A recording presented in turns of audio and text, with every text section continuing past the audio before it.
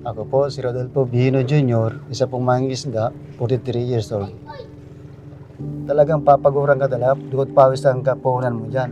Halimbawa, pag uwi mo, wala kang huli, kawawa yung pamilya mo, walang makain. Yan po ang kuha ng mangingisda. Hindi mo alam kung may huli ka. O paano naghihintay yung pamilya mo doon? Kung walang pumakain, kung inaasahan ka lang, walang naman iba.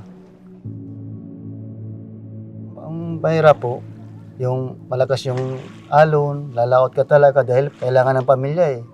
Pag hindi ka lalaot, walang kakainin yung pamilya mo. Gusto mo nga sanang magkuhan na eh, magsabing ayaw mo na. Eh kaso di pwede kasi may pamilya kang itubuhayin eh. Kahit hindi mo kaya, talagang lalaot ka. Wala kang ibang hanap buhay. Masarap po sa pakiramdam na nagtatrabaho ka, yung mga anak mo tumutulong na sa'yo. Ang parang maluwag na, eh pa, tutulungan na kita. Ang sabay ko sa kanila, dapat kung anong trabaho, kung pwede, tulungan nyo. Ako po talaga proud na proud po akong natulungan po ako ng Lawrence. Kung hindi man dahil sa kanila, yung kumpanya nila, hindi ko yata mapagamot yung magulang ko. Tapos hindi ko po ma-upgrade yung malitming bahay. Kaya proud na proud po ako. Wala po akong masabi sa Lawrence.